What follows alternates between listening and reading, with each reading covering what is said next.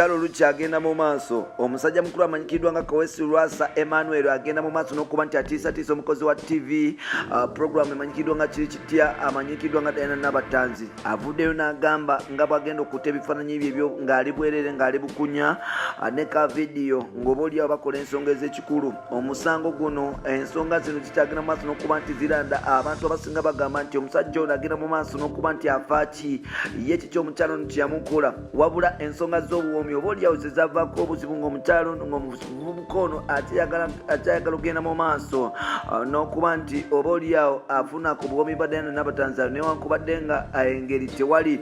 Abalala bagamba nti obutasoma buloma bukulu oba oliawo Lwasa obutasoma bwe bumusumbuwa. Ajjukira nti waliwo olutalo lwagenda mu maaso wakati we n'omukyala amanyikiddwa nga Diana Nabatanzi era ng'abasajja abasinga abali siriasi bagamba beebuuza nti obeera otya n'olukyala obeera otya n'olutalo n'omukyala nga bagenda mu maaso n'okuba nti balangira Lwasa obutasoma. Naye nkujjukiza nti mukyala mukulu amanyikiddwa nga Nabiira Nagai Sempala alina olutalo ne Sempala bbaawe era nga oba oliawo bagenda mu maaso n'okuba nti beeswaza era nsonga zaabuwoomi kyokka nga abasomi bazibu.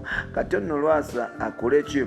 Lwasa avuddeyo n'agamba nti Diana Nabatanzi anytime from now tugenda kukulaba ku bwerere bwe. Agenda kwegatta ku baddiza ya Luzinda kuba mukyala mukulu amanyikiddwa nga Robina Mweruka Atina mukyala mukulu amanyikiddwa Clef Shot Haire ngono yali akola ku gye bayita NTV kugata ne mukyala mukulu amanyikiddwa nga Bettina Tiana mpola mpola bogattagattakawo Anita Fabiola be bamu ku bakyala oba oliawo abagenda mu maaso n'okuba nti oba oliawo tulaba obwerere bwabwe ne mukyala mukulu amanyikiddwa nga Cinderella Sanyo Byebe naye nga ku TV ngenda kugamba nti agenda kwegatta ku mukyala mukulu amanyikiddwa nga Robina Mweruka gwe twalabaka Step Bettina Tiana NTV kugata Clesio Tgaire NTV ne Anita Fabiola NTV. Ono agenda kubeera omukyala omulala agenda okuba nti abeera atulaga obwerere bwanga obwerere bwe buteebwa olw'omusajja oba oliawo gwatakiriziganya naye.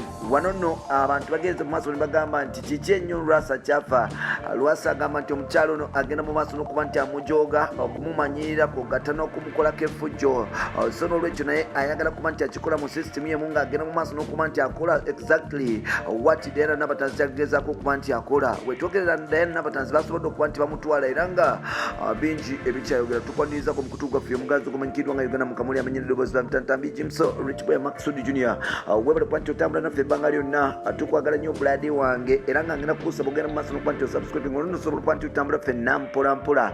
Osobola okuba nti omanya biki amawulire agafa mu Uganda. Osobola okuba nti otegeera biki ebitambula. Nawo mukyala mukulu amanyikiddwa nga Diana Nabatanzi asobola okuba nti atambula n'agenda oluvannyuma okuba nti omukyala oba omusajja amanyikiddwa nga Lwasa asobola okuba nti amulekawo. Diana Nabatanzi asobola okufuna omusajja omulala bamuyita Panda agenda mu maaso n'okuba nti amupanda amatooke era nga amatooke agenda mu maaso n'okuba nti aganyumirwa mpola mpola mukuba nti agenda mu maaso n'okuba nti anyumirwa amatooke. Oba oliawo Regina Lwasa tayagala mukyala ono agenda mu maaso n'okuba nti anyumirwa mpola mpola nga ye bwanyumirwa Angel. Lwasa agamba nti omukyalo ono agenda mu maaso n'okuba nti amujooga okumumanyira era ng'avuddeyo n'ategeeza eggwanga nga bw'agenda okuba nti atta ebifaananyi bye ng'ali bwerere kugata ne bu sexy tapes nga oba oliawo bagenda mu maaso n'okuba nti bakimutuusaako. Agamba nti asobola okuba nti alabirira mukyala mukulu amanyikiddwa nga Diana Nabatanzi emyaka gyonna nga embeera obuliawo tekyali nnungi nnyo ng'agamba nti embeera yali yennyamiza era nga ssente mpitirivu zagenda mu maaso n'okuba nti zimugendamu naye omukyalo ono yagenda mu maaso n'okuba nti amwewala engeri gyali nti mubbi mbwe yamubba ebintu bingi. So n'olwekyo ate mukubba ebintu bingi bagenda mu maaso n'okuba nti babisonda okusobola okuba nti abikolamu ebyenjawulo. So n'olwekyo avuddeyo n'agamba nti omukyalo ono kyagenda okumukola Mukama Katonda yakimanyi. Avuddeyo n'agamba nti agenda kumuteera ebifaananyi bye ng'ali bwerere era nga omugagga agamba nti abirina. Wano nno okutta ebifaananyi by'omuntu ng'ali bwerere mu Uganda musango era nga minisita wa ethics musajja mukulu amanyikiddwa nga Lukodo simanyi oba okyaliko mpola mpola saakulabiko nga bakukomyawo Father Lukodo osobola okuba nti okukwasa ekintu kino omuntu yenna ate ebifaananyi by'omuntu ng'ali bwereere mu Uganda musango newankubadde ng'ate tewali muntu yenna yali asibiddwako olw'okuta ebifaananyi ebyo era nga bigenda mu maaso n'okuba nti bitayayo ebbanga lyonna. Gwe tuddako tugenda kulaba Apple yali nabatanzi anytime from now, era ffe tugamba Lwasa tugirinze ssebo tugirabe. Bampita Lukiboya Maxwell Jiraka akomye wano olunaku lwa leero tusobole okuba nti tweyongerayo ate mpola n'ebintu ebirala.